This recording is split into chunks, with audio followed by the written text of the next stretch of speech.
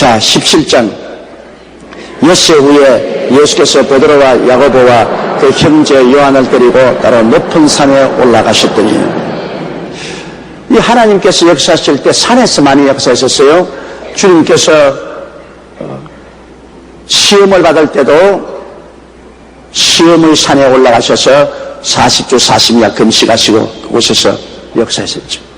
주님이 팔복을 선언할 때도 팔복산에 올라가서 제 아들을 모아놓고 하나님 말씀을 전하셨어요. 구약 시대도 하나님께서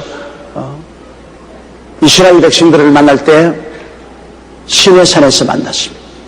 그게 하나님 가르침이었습니다. 이 주님께서 이 산을 통해서 우리에게 역사를 만드셨죠. 우리 교회도 오살리 기도원도 산은 산 아닙니까? 언덕이지만은. 그래서 하나님이 역사하실 때는 산과 관계가 굉장히 많습니다. 예수님 변화된 변화성상도 주님께서 산 위에 올라가셨어요. 지금 지리적으로 그 산을 이 산이다 저 산이다 옛날 다볼산이다 무슨 산이다 이렇게 말하지만 그건 확실히 증명하더라도 주님이 산에 올라가신 것은 틀림없습니다. 주님께서 가장 중대한 일을 하실 때는 12제자 중에도 가장 신앙이 좋은 베드로와 야고보와 요한 언제나 세 사람을 데리고 다녔어요. 그러므로 예수님 주위에 보면 일반 서클로 굉장히 많은 군중이 있고 그 다음 70명이 있고 그 다음 12명이 있고 그 다음 베드로와 야고보와 요한이 있고 가장 가까이 예수님 가슴에 기대어서 마지막 성찬을 뗀 것은 요한입니다. 그래서 주님이 큰 일을 하실 때는 믿음이 강한 자를 주님께서 언제나 데리고 큰 일을 하십니다. 예수님께서 회당장 야이로의 딸을 죽음에 살릴 때도 혼한 사람 다 쫓아내고 12제자들이 왔는데 주님 12제자는 그 중에 베드로와 야고보와 요한만 데리고 부모와 함께 들어가서 딸을 일으켜 세운 것입니다. 그러므로 가장 주님 중심으로 섬기고 믿음이 강한 자와 팀이 되면 큰 일을 하는데 믿음이 약한 자와 팀이 되면 오히려 부담이 되는 것입니다. 예수님께서 베드로와 야고보와 그 형제 요한을 데리고 따로 높은 산에 올라가시니 얼마나 특권입니까? 다른 제자들은 9제자들은 산 밑에 있었어요. 산 밑에 쭈구리 앉았는데 예수님께서 베드로, 야고보, 요한 네 세 사람 나와 같이 올라가죠. 그 선택은 주님이 하시는 것이기 때문에 그 제자들이 아유 주님 나도 따라가겠습니다. 나도 같이 가요. 그런다고 주님 데려가는 건 아닙니다. 주님은 언제나 택하십니다. 여러분 다 예수 믿는 것도 주님이 만세전에 그리스도 안에서 택했다고 말했습니다. 하나님이 택하지 않으면 구원을 받을 수 없어요. 우리가 전도하는 것도 하나님의 택한 사람을 찾기 위해서 전도하는 것입니다. 하나님이 택하지 않으면 아무리 애를 써도 안 돼요. 일본에 가서 아무리 애를 쓰고 노력을 해도 사람들이 슬기 소수밖에 구원을 받지 못해요. 하나님이 택하지 않았기 때문에 그저 이삭주기밖에 안 돼요. 그러나 한국은 대량으로 구원을 받아요. 대량으로. 그만치 많이 하나님이 택했기 때문에 그만치 많이 구원을 받는 것입니다. 소련 미성국에 와서 복음 전해봐도 수천 명씩 회개하고 돌아오는데 그것은 주님이 거기에 많은 사람을 택했기 때문에 그 사람들이 마음문을 열어주어서 주님 앞에 나오게 되는 것입니다. 그러나 저 이슬람 국가들 보면은 예수 그리스도를 전혀 전할 수 없습니다. 하나님이 능력이 없으면 그러나요? 아니죠. 하나님이 안 택했기 때문에 그곳에 있는 사람들은 그리스도와 관계를 맺지 않습니다. 저 거대한 대륙인 인도 대륙에는 예수 믿는 사람이 지극히 적습니다. 거기는 모슬렘 믿는 사람들도 있고 힌두교를 믿는 사람이 절대 다수입니다. 인도에 가면 느낌이 굉장히 많습니다. 하나님이 능력이 없어서 인도 사람을 버렸는가? 힌두신보다 하나님이 약해서 이 민족에 그리스도의 복음이 이렇게 증거되지 않았는가? 그렇지 않습니다. 하나님이 인도라는 그 큰 대륙에서 극소수 하나님 민족밖에 택하지 않았기 때문에 택하지 않은 사람은 그대로 내버려 놓는 거예요. 그럼 하나님 왜 소수만 택하고 많이 택하지 않습니까? 그건 하나님 알아서 할 일이지 우리가 큰 소리 할 것 없습니다. 여기 12제자가 왜 베드로와 야고보와 요한만 데리고 올라갑니까? 불공평합니다. 우리는 왜 안 데려갑니까? 그럼 예수님께서 말씀합니다. 그건 내가 할 일이지 네가 항의할 일이 아니다. 내가 베드로와 야고보와 요한을 데리고 가고 싶으니까 내가 데려가는 것이지. 너희들 안 데려간다고 해서 내가 뭐 불공평한 일이 있느냐? 할 말이 없는 것입니다. 우리는 그리스도 예수 안에서 하나님의 택함을 받았다는 것만 생각하고 아예 그냥 가슴 저리게 감사해야 되는 것입니다. 주님이 나를 무엇으로 보시고 택하여 주시는가? 내가 볼 때도 영별 볼 일 없는 인생인데요. 근데 주님이 나를 택하여 주시고 예수님의 십자가 보혈을 힘입어 구원을 받게 해주신다. 감격해야 되겠죠. 그 예수님께서는 베드로와 야고보와 요한을 12제자 중에서 주님께서 택하셔서 변화산성에 올라갔습니다. 2절에요. 저희 앞에서 변형되사 그 얼굴이 해같이 빛나며 옷이 빛같이 휘어졌더라.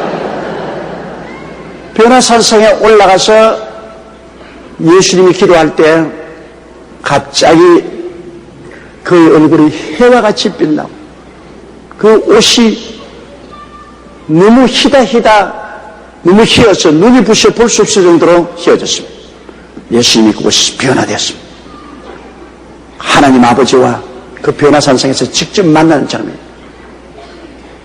우리가 감사한 것은 예수님이 거기에서 그만 아이고 세상아 잘 있거라 나는 가노라 하고 빠이빠이 가버리시면 우리 구원 못 받았어요. 예수님 변화산성에서 그런 하나님의 영광 창조 이전에 하나님과 함께 하시던 그 영광을 회복했을 때 주님이 그냥 나는 아버지 갈랍니다. 십자가 도저히 못 짊어지겠어요. 그래서 그냥 가버리는 거예요. 그러나 예수님은 그런 큰 영광을 다시 체험하고도 우리 주님께서는 이 땅에 십자가를 짊어져 내려오신 것입니다. 예수님 변화산상 다음에 십자가가 있었는데요. 언제나 큰 영광을 체험해야 십자가의 그 고통을 이겨나갈 수 있는 힘이 생기는 것입니다. 영광의 체험 없이 십자가를 짊어질 수 없습니다. 우리가 큰 은혜를 받아야 큰 고난도 통과될 수 있는 것입니다. 은혜를 받지 않고 고난 통과는 다 박살나버려요. 그렇기 때문에 하나님께서 우리에게 시험을 주어서 우리를 연단시키려고 할 때는 우리에게 은혜를 주시고 그 엑스타시 황홀감을 체험하고 난 다음에 십자가를 짊어지게 하는 것입니다. 예수님도 십자가라는 그 처참한 고통, 하나님께 버림당하고 제자들과 세상에게 버림을 당하고 흉악한 강도와 같이 십자가에 못 박이는 이 말로 다 할 수 없는 인생으로서의 가장 처절한 고통을 당하기 전에 주님은 변화산성에 하나님 불러서 하나님과 창세전에 같이 있던 그 영광의 모습을 체험하게 한 것입니다. 그 황홀함을 체험하게 한 것입니다. 주님이 변화산성에 그 황홀함을 체험하고 그 하나님 아버지로부터 다시 한번 큰 사랑과 인정을 받고 했기 때문에 그 경험이 예수님을 하여금 갈보리 십자가를 짊어질 수 있는 힘이 생겨나게 만들어주신 것입니다. 그 우리 신앙도 꼭 한 가지입니다. 은혜 받아야 돼요. 은혜 받아야 이 세상 풍랑은 이길 수가 있는 것입니다. 은혜 안 받으면 이 세상 풍랑을 이길 수 없습니다. 그러므로 성령 받은 사람들이 다 힘차게 고난을 이기고 나갈 수 있는 것은 그가 영광을 체험했기 때문에 세상의 환난도 이겨나갈 수가 있는 것입니다. 이 말세에는 신앙에 대한 시련이 많기 때문에 이 시련을 이기기 위해서는 우리가 영광을 체험해야 되는 것입니다. 성령 충만의 영광을 체험해야 돼요. 그러면 우리가 시련을 이기고 나갈 수가 있는 것입니다.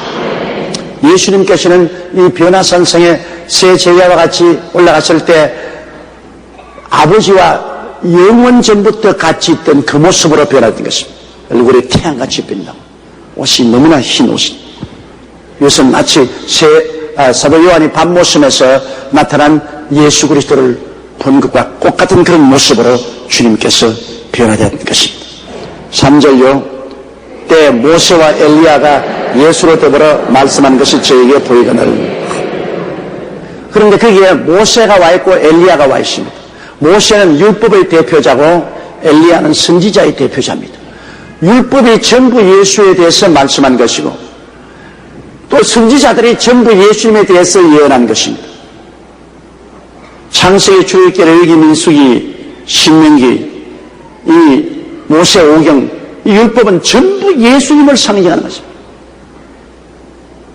그 다음부터 역사서를 통해서 모든 예언서는 전부 또 예수님에 대한 것을 예언한 것입니다.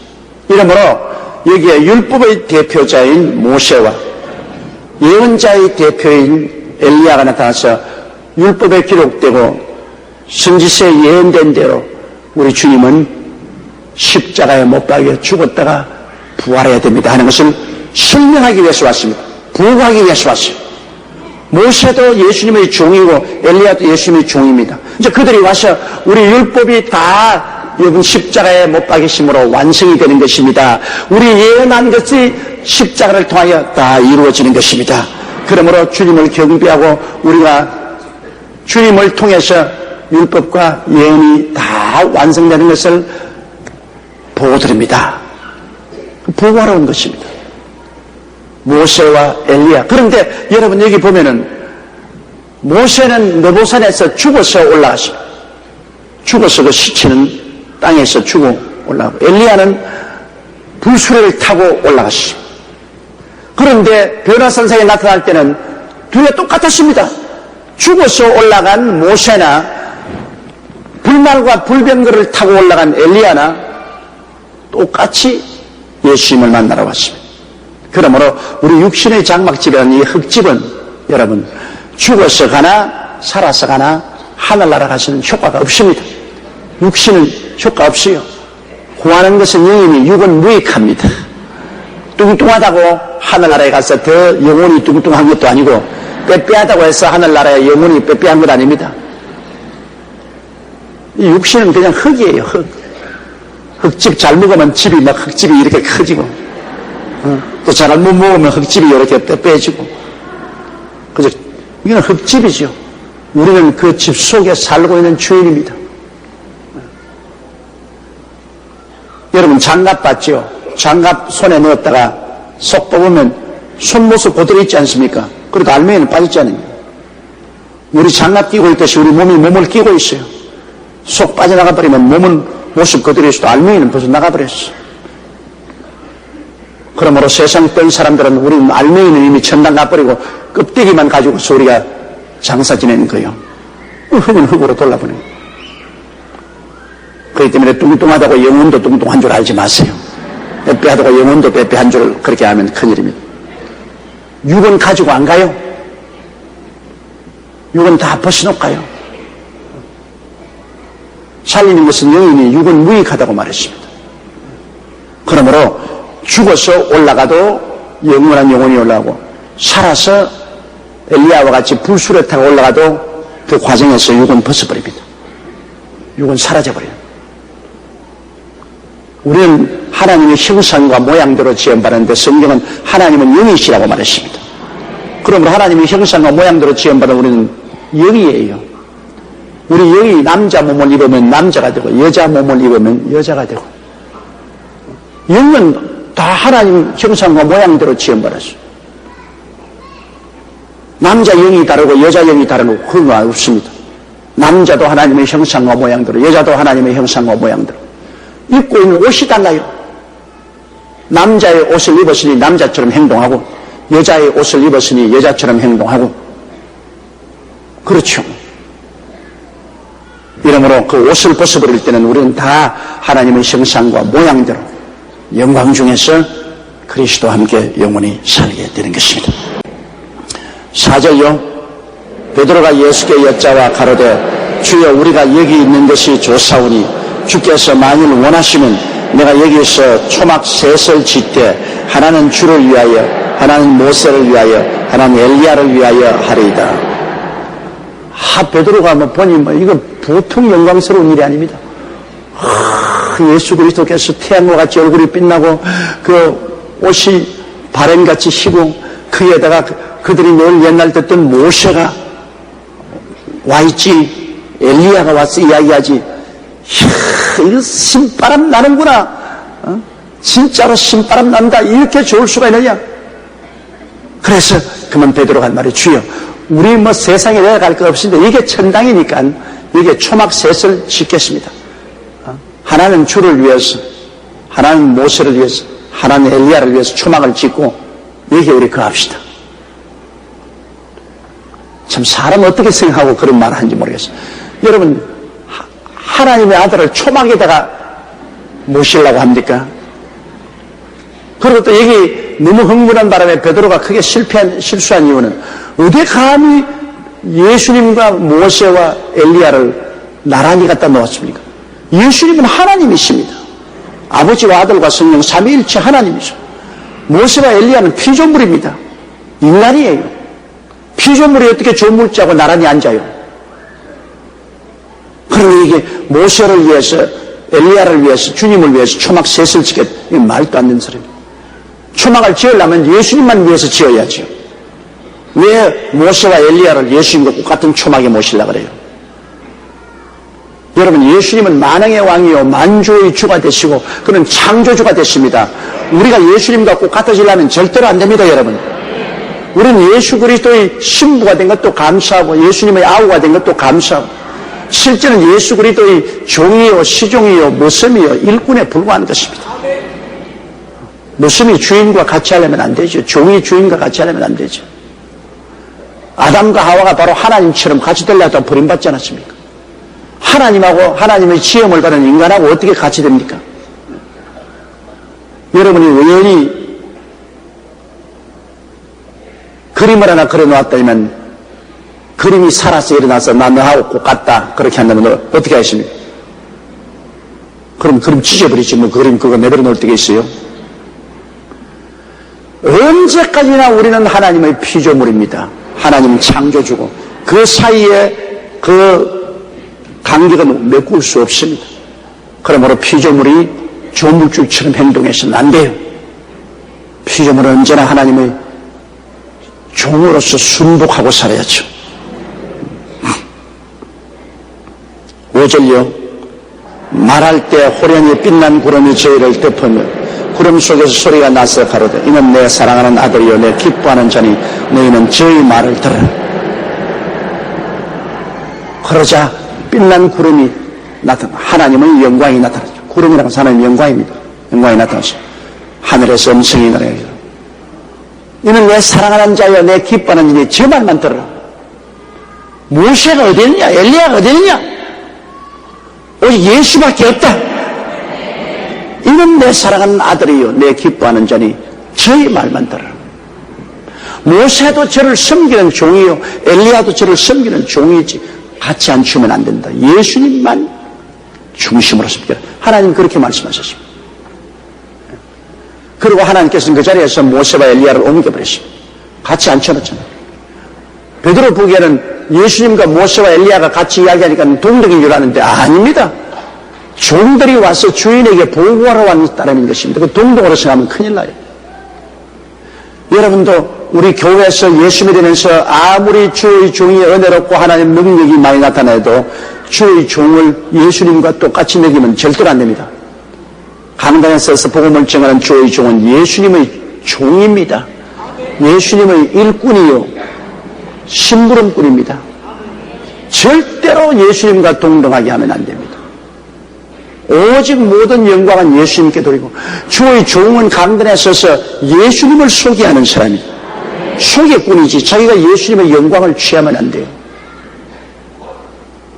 오직 영광을 받으실 분은 하나님 아버지와 그 아들 예수님밖에 없는 것입니다. 아버지와 아들만 우리가 섬겨야 될 일인 것입니다. 6절요. 제자들이 듣고 엎드려 심히 두려워하니 겁날만 하지 않습니까 여러분? 산에 올라갔는데 갑자기 그냥 예수님이 태양같이 빛나고 모세가 오고 엘리야가 오지 그냥 놀래가지고서 말 한마디 잘못했다가 하나님이 그냥 빛난 구름으로 임하여가지고서 하나님의 음성이 장엄하게서 이는 내 사랑하는 자여 내 기뻐하는 아들이니 그 말만 들으라니 하나님의 음성만 들어도 온 오장 육부가 다 떨리지 않습니까? 좋기도 하지만은 아주 혼났어요. 혼났어. 혼비백산했어요. 여러분, 우리가 이게 중요합니다. 하나님을 섬길 때 하나님을 지극히 사랑하고 하나님을 가까이 하지만은 또한 하나님을 두려워할 줄 알아야 되는 것입니다. 아주 하나님 앞에 행실 고약해서 너무 하나님이 사랑해주고 좋아하니까는 막 하나님과 막 먹으려고 달드는, 그래서 안 됩니다. 손주를 뭐 기여하면 상투까지 다 잘라달라고 한다는데, 그래야 되면 안 되겠네. 언제나 구별이 있어야 돼요. 한 가정의 부부간에 살아도 남편과 아내가 지극히 뜨겁게 사랑하고 살아도, 그러나 그렇다고 해서 너와 나와 맘먹자고 달되면 안 됩니다. 하나님이 세워놓은 규칙이 있어요. 아내들이여 남편에게 복종하기를 죽게 하더라. 별 도리 없이 리더는 남편이 죽게 돼 있어요. 아무리 두이가 뜨겁게 사랑하고 좋아도 가정을 이끌어가는 머리는 남편이고 지도자는 남편인 것입니다. 남편이 책임지고 돈도 벌어와야 되고, 남편이 책임지고 가족들을 풀어야 안고 돌봐줄 그런 일을 해야 되고, 그 다음에 아내는 남편을 받들고 섬겨야 돼요. 여러분, 한 남자의 생애 속에 가장 큰 영향을 미치는 것이 여자입니다.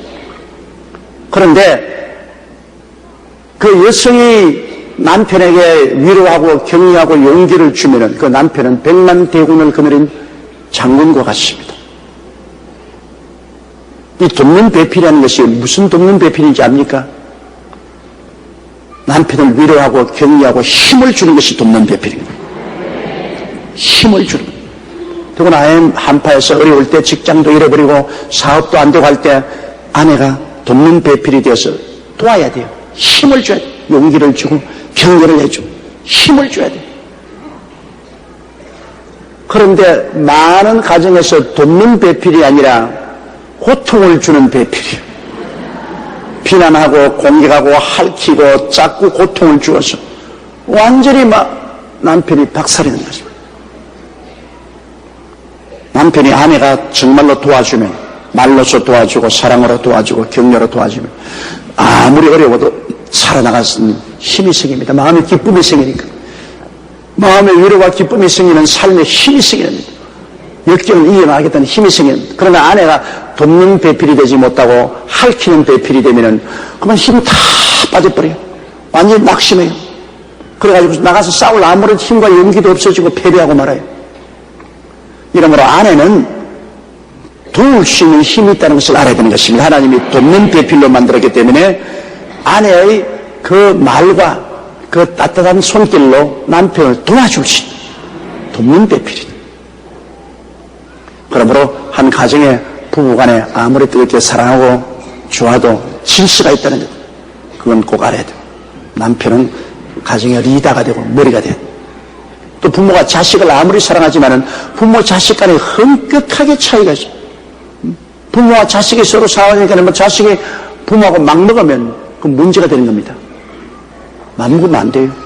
아무리 아버지가 자녀를 사랑하고 자녀가 아버지를 사랑해도 분명히 부모와 자식 간에 구별이 있어요. 내가 미국에 골프를 치러 갔는데 거기에 부자간에 와서 나하고 같이 골프를 치는데 그 아버지와 아들이 사이가 굉장히 좋아요. 그러나 내가 나중에 고약한 놈들이구나 내가 생각한 이유는 그 아들이 아버지를 보고 형님 그래요. 지금 아버지가 골프를 이렇게 치는데 형님 이렇게 쓰세요. 아니 형님 저렇게 하세요. 그럼 내가 나중에 아니 도대체 아버지를 보고 형님이라는 것이 어딨습니까? 그 아버지가 목사님 미안합니다. 저 자식이 저 언제나 저래가지고서 내가 창피를 당한다고. 그럼 교회는 자기 아버지를 너무 사랑하다 보니까 아버지를 막 먹으려고 막 형님 그거 이러는데 그럼 남이 듣기에는 몹시 귀에 거슬립니다. 어떻게 자식이 아버지를 보고 형님이라고 할 수 있습니까? 온전히 아버지는 아버지지. 서로 좋아한다고 해서 질서를 무시해버리면 안 돼. 우리가 하나님을 사랑한다고 해서 하나님이 막 성령의 은혜를 주시고 하니까 하나님은 막 먹으려고 달려요. 그러면 안 돼요. 하나님을 사랑하되 두려워할 줄 알아야 되는 것입니다.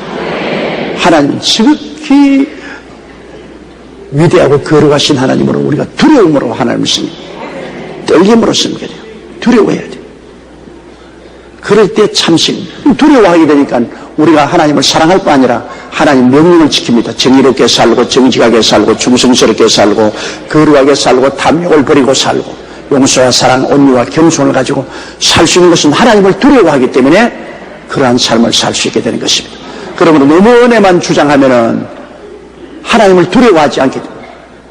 그래서 방자하게 행하게 됩니다. 또 너무 하나님의 두려움만 자꾸 전도하면 전부 웅크러져 가지고서 그냥 끽소리도 못하고 우울해진 신앙생활. 이 밸런스가 잡혀야 돼요. 하나님의 사랑도 우리가 받아들이고 또 하나님의 두려움도 알아야 되는 것입니다. 그래서 여기 베드로와 야고보와 요한이 방자하게 행했어요. 와, 이거 굉장하구나. 막 초막셋을 질 때 그냥 여기에 예수님과 모세와 엘리야 같이 초막 지어놓고 우리도 함께 막 어울려서 살자고 하나님이 질서를 딱 지으십니다. 내 사랑한 자여 내 기뻐하는 아들이다. 모세야 오너라, 엘리야 오너라. 하나님 말씀입니다. 두려움이 확 임하십니다. 와, 이거 좋은 줄만 알았더니 어마어마하게 무섭다. 그걸 깨달아야 돼요. 6절요. 제자들이 7절 예수께서 나와 저에게 손을 대시며 가라사대 일어나 두려워 말라 하신다. 두려워서 막 머리를 막 땅에 파묻고 막 정신을 못 차립니다. 그 예수님이 손을 대시고 두려워 말라, 두려워 말라.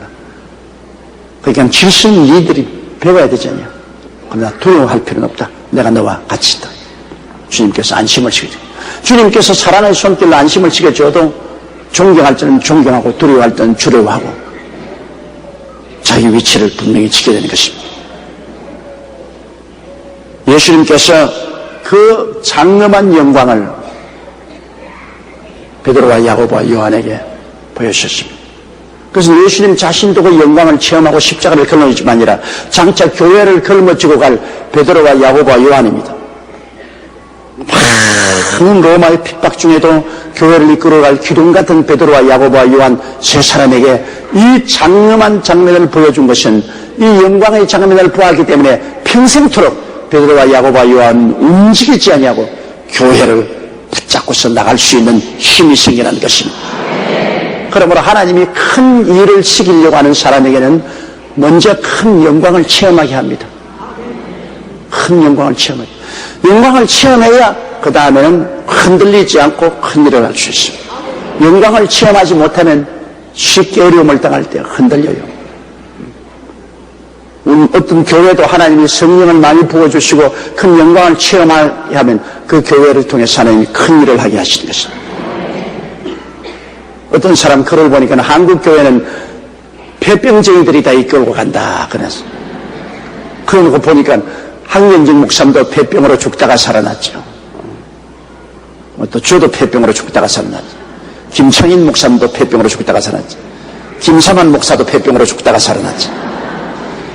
큰 교회를 맡은 사람은 뭘 폐병으로 죽다가 살아나서 하는 말이면 한국 교회는 폐병쟁이들이 이끌어간다 그런데 그 이유는 지금은 폐병이 그렇게 무섭지 않지만 옛날에는 폐병 걸리면 죽거든요. 그 폐병 걸렸다는 그 정신적인 거대한 고통과 괴로움과 좌절과 절망 가운데서 몸부림치다가 하나님 영광을 나타내 보여주셨습니다. 그 영광으로 폐병도 낫고 하나님 은혜를 받으니까 그 다음에는 큰 믿음을 가지고 역경을 이기고 밀고 나갈 수 있는 힘이 생기는 것입니다. 영광이 크면 그 다음에 일도 크게 맡을 수가 있습니다. 영광과 일은 이퀄이 됩니다. 영광을 체험하지 못하면 일도 할 수가 없습니다. 영광을 체험하면 그만치 많은 일을 또 할 수가 있습니다. 그래서 베드로와 야고보와 요한에게도 이런 변화산상의 큰 영광을 체험함으로 장차 교회를 이끌고 흔들리지 않고 나가서 로마를 뒤에 없는 거대한 역사를 일으킬 수가 있는 것입니다. 자, 8절요. 제자들의 눈을 들고 보매 오직 예수 외에는 아무도 보이지 아니하더라. 이 말씀이 참 올바른. 예수 이외에는 아무도 보이지 말아야 돼요. 보이는 게 없어. 예수님 이외에는 돈도 지위도 명예도 권세도 보이지 말아야 돼요. 그 있어도 좋고 없어도 좋아. 예수만 보여야 돼요. 결국 궁극적으로 예수밖에는 효과가 없습니다. 왜냐? 제가 지금 보면요, 불광동에서 내가 목회할 때 그때 모시던 사람들 거의 다 천당 갔어요. 서대문에서 10년이 넘도록 목회했는데 그곳에 오던 성도들 거의 다 천당 갔습니다. 그때 와서 주의하고 부러지고 내 설교할 때 웃고 박수치고 너무 화내요. 그런 분들이 지금 다 천당 갔습니다. 또 여기 계신 여러분들도 다 얼마 있냐면 나처럼 포함해가 앞으로 30년만 지난다면 없어요. 거의 다 없다. 거의 다. 그러니 이 세상에 우리가 잡고 있는 것 얼마 안 가서 다 놓아버릴 것인데 그걸 보고 예수님을 놓치면 큰일 나죠. 예수님만 봐야지. 그런 것은 있다가도 없고 없다가도 있습니다. 잠시 후에 사라지는 안개와 같습니다. 그러나 예수님은 영원히 뚜렷합니다. 하나님께서 제 아들에게 이것을 가르친 것입니다. 그들이 머리를 들고 보니까 오직 예수 외에는 아무것도 보이지 않다. 예수 외에는 모세도 안 보이고 엘리야도 안 보이고 하늘도 안 보이고 땅도 안 보이고 오직 예수만 보이더라. 하는 따라 말씀했어요. 제자들이 눈을 들고 보매 오직 예수 외에는 아무도 보이지 아니하더라. 여러분도 교회 오시거들랑 예수 이외에 다른 것은 보지 마세요. 여기 강된 조목사도 볼 필요 없어요. 이 사람도 혈과 육으로 지은 인간에 불과하고 주님의 모습에 불과합니다. 모습이 무슨 큰 소리 하겠어. 오직 예수님만 바라봐야 되는 것입니다. 예수님만이 우리를 죽음에서 건져주시고 우리를 영원한 천국에 데려가서 무한 영광을 누리게 해주실 분이실 것입니다. 우리 주여서 부르고 통성으로 기도하십시다. 주여, 그러면 마태복음 17장 9절부터 있는 말씀을 가지고 내려가게 됐습니다. 마태복음 17장 9절을 우리 다 같이 읽겠습니다.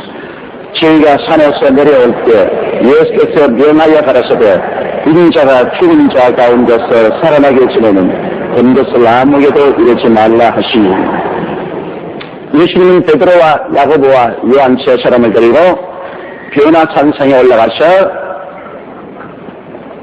성부와 함께 태초부터 있던 그 영광의 모습으로 변화된 것을 보았습니다. 더구나 율법을 대표하는 모세와 선지자를 대표하는 엘리야가 와서 예수님이 율법대로 예언한 대로 예루살렘에 올라가서 유대인들에게 고난을 받아 십자가에 죽고 사흘 만에 부활하실 것을 보고받았습니다. 주님은 이 굉장한 엑스타시, 즉 황홀함을 체험했습니다. 이 어마어마한 황홀한 체험입니다. 예수님께서 창세전 아버지와 함께 계시던 그 영광스러운 모습을 체험하고 모세와 엘리야의 보고를 받고 난 다음 주님이 십자가에 죽으심과 고난당하심은 전적으로 아버지의 뜻인 것을 확신했습니다. 그러므로 어떻게 그가 고생스럽고 괴롭고 고통스럽더라도 그것은 아버지의 뜻을 이루는 것입니다. 모세가 율법에서 말하고 엘리야가 예언서에서 예언한 그것을 이루는 것이라는 확신을 얻게 되므로 우리 주 예수 그리스도는 이제는 흔들림이 없이 분명한 꿈을 가지고서 그는 예루살렘을 향해서 올라갈 수가 있는 것입니다. 이와 같은 황홀의 체험, 엑스타시 체험이라 합니다. 이 황홀의 체험은 우리가 큰 일을 맡아 하려고 할 때 반드시 우리에게 필요합니다. 우리가 이 황홀의 체험을 하고 나면은 그 다음에 큰 고난이 다가오나 큰 일을 하거나 이것을 늘 걸머쥐고 갈 수 있는 에너지가 생겨난 것입니다. 이 황홀의 체험이 없으면 힘이 없습니다. 고난을 감당하는 힘도 없고, 그리고 큰 일을 맡을 힘이 없습니다. 역사적으로 볼 때라도 기독교에 큰 시험과 환란이 다가오기 전에 굉장한 성령의 역사가 일어났습니다. 굉장한 성령의 역사가 일어나서 성도들이 큰 황홀의 체험을 하고 난 하나님을 체험하고 난 그 다음에 핍박과 고난이 다가왔습니다. 그럴 때 성도들이 그 핍박과 고난을 이겨나갈 수 있는 내적인 힘이 있었습니다. 이러므로 여러분, 우리 민족도 남북이 통일되고 하나님의 큰 역사가 일어나려면 우리 한국교회가 이 황홀의 체험을 해야 됩니다. 변화산성의 체험같이 성령의 충만한 체험을 해야 됩니다. 그래서 한국교회가 그 체험으로 말미암아 영적으로 풍성한 은혜를 받고 무장되었을 때, 그때 남북이 통일되어도 그 무거운 복음 전도의 사명을 감당할 수 있는 힘이 생깁니다. 목숨을 바쳐 일할 수 있는 책임이 생깁니다. 아무런 황홀의 체험이 없는 신앙은 이 머릿속 신앙입니다. 지적으로만 알지 온 몸으로 체험한 이 체험을 갖지 못하면 신앙의 힘이 없습니다. 그러나 예수님께서 제자들과 함께 변화산 생애를 할 때 제자들에게 산에서 본 것은 예수님이 부활할 때까지 아무에게도 말하지 말았습니다. 여러분, 하나님이 우리에게 체험을 주신다고 해서 우리가 마음대로 다 입을 벌려서 이야기해서는 안 됩니다. 하나님과 우리와 관계는 하나님이 허락할 때만 이야기를 해야 됩니다. 이 비밀의 관계입니다. 하나님이 나에게 어떠한 특별한 체험을 줄 때 이 체험을 마음대로 이야기해도 좋다고 하는 때는 언제나지만은, 그러나 깊은 하나님의 계시와 비밀은 하나님께서 때가 오기 전에 말하지 말라고 할 땐 말하지 말아야 됩니다. 오늘 사람들이 하나님께 계시 받았다고 해서 무엇인지 다 말을 하면 되는 줄 아는데 그렇지 않습니다. 하나님의 은혜도 때가 와서 하나님이 그것을 나타내기를 원하실 때 그때 말해야 됩니다. 그러므로 베드로와 야고보와 요한에게는 이런 특별한 체험을 주었은지 주님이 너희는 입을 다물고 부활할 때까지 그때까지 말하지 마라. 베드로는 나중에 베드로서에 그와 산위에서 예수님과 함께 체험한 사실을 글로서 기록한 적이 있습니다. 이처럼 베드로와 야고보와 요한은 교회의 기둥이 될 테니까 장차 교회가 큰 핍박을 당하고 피로 물드는 그런 시련을 겪고 이 땅에 뿌리를 박을 테니까 그때 흔들리지 않고 교회를 이끌어갈 지도자가 베드로와 야고보와 요한입니다. 이러므로 그들에게는 이 깊은 황홀의 체험을 해줍니다. 만만한 무릎 속이라도 흔들리지 않고 교회를 이끌어갈 그러한 지도자가 되기 위해서 이러한 하나님이 체험을 주신 것입니다. 지도자가 되면 될수록 이 깊은 황홀의 체험을 해야 됩니다. 그래야 흔들리지 않고 지도자가 이끌어갑니다. 지도자가 흔들리면 따라가는 사람들이 다 갈피를 잡지 못합니다. 지도자가 당연한 목표를 가지고 확실한 꿈을 가지고 나가면 이때 따라오는 사람들이 신뢰를 가지고 따라올 수가 있는 것입니다. 10절에요. 제자들이 묻자와 가로되 그러면 어찌하여 시기관들이 엘리야가 먼저 와야 하리라 하나이까. 그러니까 베드로, 야고보와 요한 제자들이 물었습니다. 주님 가능하시기 전에 반드시 엘리야가 먼저 와야 된다고 하는데 그 무슨 의미입니까? 말라기에 그게 쓰여져 있습니다. 주의 크고 두려운 날이 이르기 전에 엘리야가 먼저 오리라고 했는데요. 그건 무슨 의미입니까? 시기관들은 그렇게 말하는데요. 주님이 죽었다가 부활하시는 제자들 생각에는 이제는 완전히 메시아로서 이 땅을 통치하고 나올 줄로 생각했습니다. 그러면 주님이 그 일이 있기 전에 엘리야가 먼저 와야 되겠다 그러는데 그게 무슨 의미입니까? 그렇게 물었습니다. 11절이요. 예수께서 가라사대 엘리야가 과연 먼저 와서 모든 일을 회복하리라. 그러니까 그 성경 말씀대로 말라기에 있는 말씀대로 주의 크고 두려운 날이 임하기 전에 엘리야가 먼저 와서 모든 것을 회복하려. 주님의 오실 길을 엘리야가 먼저 와서 예비하리라. 자, 그러면 그 엘리야가 누구냐? 12절에요. 내가 너희에게 말하는 엘리야가 이미 왔으되 사람들이 알지 못하고 임의로 되어하였거든. 인자도 이와 같이 그들에게 고난을 받으라 하시니라. 엘리야가 이미 왔단 말이야. 내가 오기 전에 벌써 내 길을 닦기 위해서 엘리야가 미리 왔는데 사람들이 그를 임의로 되어요. 그건 세례 요한을 말하는 것입니다. 세례 요한이 엘리야의 성정을 가지고 엘리야의 영광을 가지고 엘리야의 능력을 가지고 오신 것입니다. 그래서 예수님의 길을 닦았습니다. 그는 회개하라. 천국에 가까이 하시고 내 뒤에 오시는 네가 나보다 먼저 계시니요. 나는 그의 신들매를 풀기도 감당치 못한다. 나는 너에게 물로 세례를 주거니와 그는 성령과 불로 세례를 주. 예수님 먼저 와서 예수님을 소개하고 예수님이 가는 길을 닦았습니다. 모든 유대인들이 세례요한은 하나님의 마지막 선지자로 인정하라고 따랐는데 그가 예수 그리스도를 증거하고 예수 그리스도를 요단강에서 세례를 베풀므로 온 유대인들에게 예수님이 하나님의 아들인 것을 증거하고 소개를 했습니다. 굉장히 중요한 일입니다. 먼저 와서 예수님을 사람들 앞에 소개해 놓는 것, 예수님의 길을 닦는 그 일을 세례 요한이 한 것입니다. 그렇기 때문에 예수님이 오시자마자 12제자를 쉽게 모으시는 것은 이미 그 제자들이 세례 요한을 통해서 예수님이 오실 것을 잔뜩 기대하고 있었기 때문인 것입니다. 예수님이 수고하지 않냐고 큰 무리가 예수님을 따르도록 된 것입니다. 세례 요한이 한 일입니다. 바로 그가 엘리야의 심정을 가지고 와서 반역하는 백성들을 주님께로 돌이키는 그런 일을 했습니다만 헤롯이 그를 잡아 목베어 죽인 사실을 알 수 있습니다.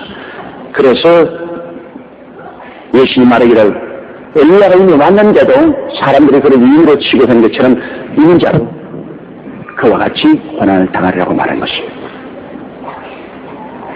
여러분, 이 세상에서 태어난 사람들 중에 안 죽고 하늘로 올라간 사람들이 둘 있습니다. 에녹, 아담의 칠세손 에녹이 죽지 않고 하늘로 올라갔습니다.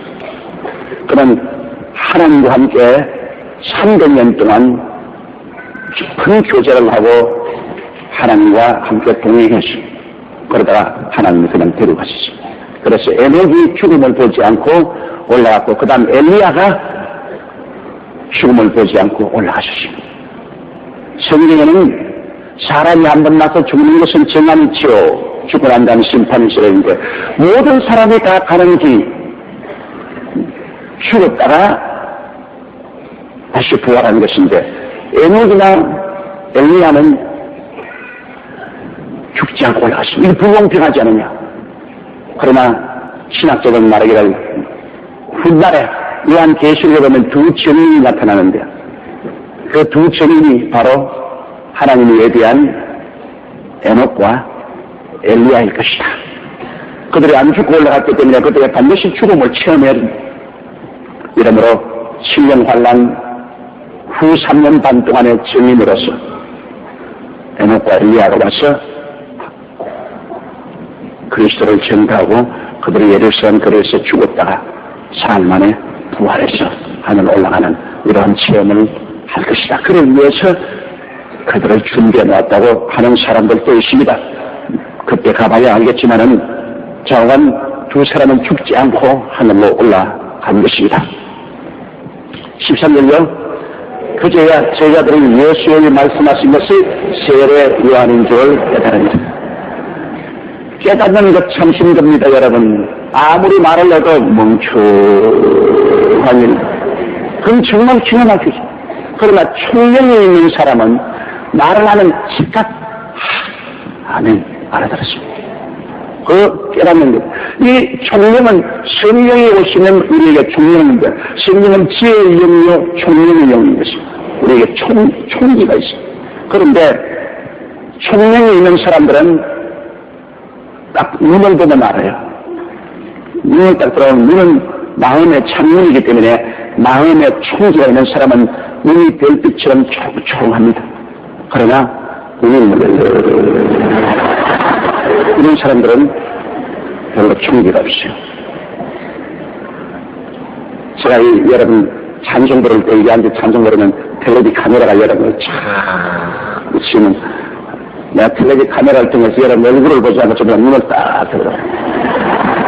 저분은 성령이 오셔서 총기가 있구나. 저분은 아직 세상에 혼미한 영이 눈을 잡고 있구나.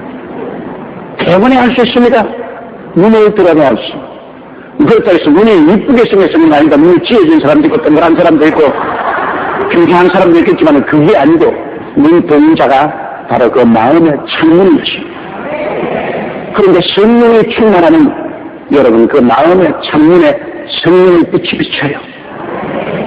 성령이 충만하지 않으면 아무리 세상에서 총명한 사람도 그 눈이 흐려 있습니다. 눈이 흐려요. 그러므로 총명이 있으면 쉽게 깨닫죠. 더구나 하늘나라에 이런 성령이 와서 그 마음에 총기를 줘야 들을 때 마음에 깨닫게 되죠. 성령이 없으면 교회에 오자마자 세상에 혼미태는 영이 들어와서 무슨 말을 하는지 하도 못 알아듣겠고 자꾸 잠만 쏟아져가지고서 계속 자요. 그것도 평안하게 자는 것이 아니라 아예 혼돈스럽게 자는 거다. 자도 편하지도 않게. 그거는 왜냐하면 세상의 영이 와서 말씀을 듣지 못하도록 눈을 막고 귀를 막기 때문인 것입니다. 제가 분당동에 있을 때 모대학 교수인데 그 부인이 뜨겁게 교회에 와서 은혜를 받고 병도 낫고 해서 남편을 주교로 인도해달라고 해서 제가 예배드리러 갔는데 이분이 앉아가지고서 그게 예배 딱 드리기 위해서 찬송만 부르니까 자기 시작하는 거예요. 그 부인이 지금 그 다음 제가 하나님 말씀을 전하는데 이 열자마자 끝나갈 때까지 자는 겁니다. 상당히 똑똑한 교수인데요. 그런데 하나 놀라운 것은 그 부인하는 목사님 들어보세요. 이 양반이 신문도 잘 읽고 잡지도 잘 읽고 글도 잘 쓰는데 성경을 펼치면 못 읽습니다. 성경 그림이 안 들어와요. 제 그런 일이 있습니다. 그래서 내가 성경을 한번 읽어보니까 못 읽는 거예요. 왜 글자가 하나 때문에 안 들어온다는 겁니다.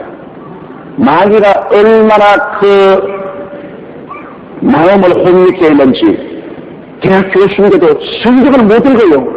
글자가 그냥 눈에 안 들어온다는 겁니다. 그래서 우리가 그냥 예배 드리고 찬양 부르고 예수님 이름으로 이 혼미케는 영아 물러가라 귀신아 떠나가라고 기도를 하고 그렇게 해서 나중에 귀신이 떠나고 나니까 그 다음부터는 안 좋은 거예요. 정신이 번쩍 들어가지고서 하나님 말씀도 잘 듣고 성경도 잘 읽고 합니다. 그러니까 이 세상이 우리 마음을 혼미케 하면은 마음이 안개 낀 것 같습니다. 눈도 안개 낀 것 같아요. 그래요? 저희가 무리에게 이름에 한 사람이 예수께 와서 울어뜨려 가로되 자 그들이 이제 산에서 내려와서 무리가 있으면 그 9 제자들은 산 밑에서 기다리고 있어요. 12 제자 중에 3 제자만 예수님을 따라갔다가 내려가고 9 제자들은 산 밑에서 주님 오시기를 학수 고대하고 있습니다. 그런데 그 무리 중에 한 사람이 예수께 와서 굴에 엎드려 가로되 주여 내 아들을 불쌍히 여기소서. 15절요. 주여 내 아들을 불쌍히 여기소서. 제가 간질로 심히 고생하여 자주 불에도 넘어지며 물에도 넘어지며 간질병 하는 아들을 데리고 고침을 받으러 온 아버지입니다. 아버지가 얼마나 속이 상하겠습니까? 간질병은 이상해서 불만 보면 쓰러지는 사람이었어. 그래서 막 불에 막 뛰어가 막 발도 뛰고 얼굴도 뛴 사람이고 또 물만 보면 쓰러져가지고서 물에 빠지고 말이지 물에서 죽이려고 하는 그런 간질병이 있어요. 제가 이번에 중앙아시아에 가보니까 우즈베키스탄이나 카자흐스탄에 간질병 환자가 그렇게 많아요. 그 추운 지경이 돼서 그런지 굉장히 간질병 환자가 많은데 또 간질병 환자가 무더기로 나와요. 귀신이 소리치며 나가고 간질병 환자들이 나와가지고서 그래서 기뻐하고 즐거워하며 간증을 하고 하는 걸 보았어요. 간질병이라는 것이 모조리 다 귀신 들려 그런 건 아니죠. 뇌가 상해서 간질하는 사람도 있지만은 그러나 그렇지 않고 귀신 들려서 간질병 하는 사람도 있습니다. 귀신 들려 간질병 하는 것은 쫓아낼 수 있고, 뇌가 상해서 간질병 하는 사람은 하나님의 창조적인 기적이 일어나서 그 뇌를 고쳐주셔야만 하는 것입니다. 그러나 이 간질병의 경우에는 귀신이 겹쳐서 간질병을 일으킨 것입니다. 그 무엇이든지 하나님의 정상적인 생명의 흐름은 하나님의 성령으로 오시고, 그 생명의 흐름을 꺾어가지고서 폐병이 걸린다, 심장병이 걸린다, 장염이 걸렸다, 종기가 났다, 이러다 생명의 흐름이 막힌 것입니다. 예수 그리스도께서 우리에게 주신 정상적인 생명의 흐름을 막는 것은 다 직접 간접으로 마귀가 하는 역사인 것입니다. 마귀는 도적질하고 죽이고 멸망시키는 것 아닙니까? 예수님은 생명을 얻되 풍성히 얻게 하는 것이 아닙니까?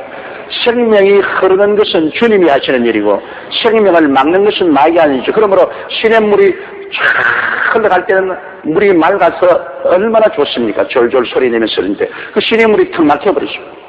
그럼 썩기 시작합니다. 흐르는 것이 막으면 그것이 썩기 시작해요. 그게 아주 더러운 벌레들이 울거리고 모기가 울거리는 썩은 물이 되고 마는 것입니다. 생명의 흐름이 계속 하는 것은 여러분 예수님이 하시는 일이에요. 생명의 흐름을 막아서 심장병, 대병, 암, 온갖 병을 일으킨 것은 마귀가 하는 일인 것입니다. 그렇기 때문에 우리는 마귀가 하는 일을 예수 이름으로 물리쳐서 생명의 흐름을 키워줘야 돼요. 이러므로 우리는 단호한 지식을 가지고, 예수님이 우리 연장을 절친히 담당하시고 병을 짊어지고 가셨다는 단호한 지식을 가지고 내 삶의 하나님 안에서의 모습, 그 꿈을 분명히 가지고, 나는 이런 모습이 아니다, 나는 분명히 하나님께 생명의 넘치는 은혜를 받은 사람이라는 모습을 가지고, 그리고 마귀를 대적해야 됩니다. 알고 대적해야 됩니다. 모르고 대적하면 마귀가 미리 알고 비웃어서, 분명히 알고 내 모습을 알고 그 다음에는 쳐들어가야 됩니다.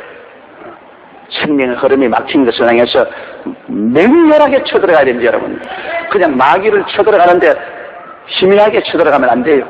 단호한 결의를 가지고 맹렬하게 쳐. 폐가 나쁘면 너희 폐병의 원수 귀신아 물러가라. 생명이 넘치게 흐르는 것은 하나님의 뜻이고, 생명의 흐름을 막아서 여기에 병이 들게 하는 것은 너희 마귀이니 폐병은 물러가라. 물러가라. 예수 이름으로 미안히 물러가라. 예수 이름으로 미안히 물러가라. 예수 이름으로 미안히 물러가라. 예수 이름으로 미안히 물러가라. 1시간도 2시간도 계속 공격을 해야 됩니다. 공격의 깃발을 늦추면 안 돼요. 계속 해야 돼요. 그냥 단순한 말로 계속 공격을 해야 되는 것입니다. 그리고 하나님 고쳐주옵소서. 고쳐주옵소서. 고쳐주옵소서. 고쳐주옵소서. 계속 하나님의 치료와 함께 공격의 그 속도를 늦추면 안 됩니다. 제가 옛날에 귀신을 많이 쫓아낼 때는 하루에 3시간, 8시간, 어떤 데는 일주일씩 금식하면서 귀신 들린 사람하고 같이 지내면서 귀신을 쫓아내는데, 정말로 지칩니다. 여러분, 귀신이 그렇게 속히 안 나갑니다. 이놈이 억지를 부리고 그냥 안 물러가려고 몸부림을 칩니다. 나중에 나 나갈게 크고도 몇 시간 걸립니다. 여러분, 나갈게 크고도 몇 시간 걸립니다.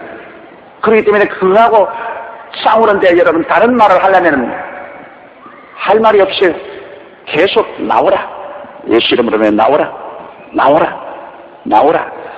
이 귀신아 나오라. 이 악한 귀신아 나오라. 그럼 또 귀신은 안 나온다. 네 아무리 해봐라 나오는가? 절대 안 나온다. 절대는 너 괜히 수고만 했지 안 나온다. 와, 귀신만 듣고 싶으면 낙심이 된다고요. 이거 내가 헛수고하지 않느냐, 그런 생각이 난다고요. 그러나 귀신만 들으면 안 돼요. 귀신 거짓의 앱이기 때문에 지금 당장 나올 때시라도 안 나온다 그럽니다. 그럼 계속 그냥 예수 이름으로 명하느니 나오라. 예수 이름으로 나오라. 너희 귀신아 나오라. 예수 이름으로 나오라. 너희 귀신아 나오라. 예수 이름으로 나오라. 그것을 3시간, 어떤 데는 8시간.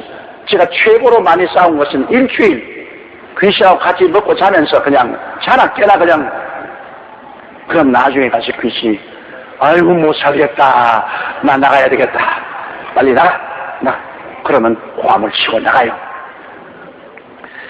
그러므로 완전히 인격적으로 귀신이 잡힌 사람도 있지만은 귀신이 간접적으로 눌러가지고서 병이 들지 않습니까? 마귀에 눌린 모든 자를 고쳤다고 하는 것처럼 폐를 누르면 폐병이 되고 간을 누르면 간병이 되고 그 누른다는 것은 생명의 흐름을 막는 것입니다. 생명의 흐름을 막으니까 썩어질 수밖에 없죠.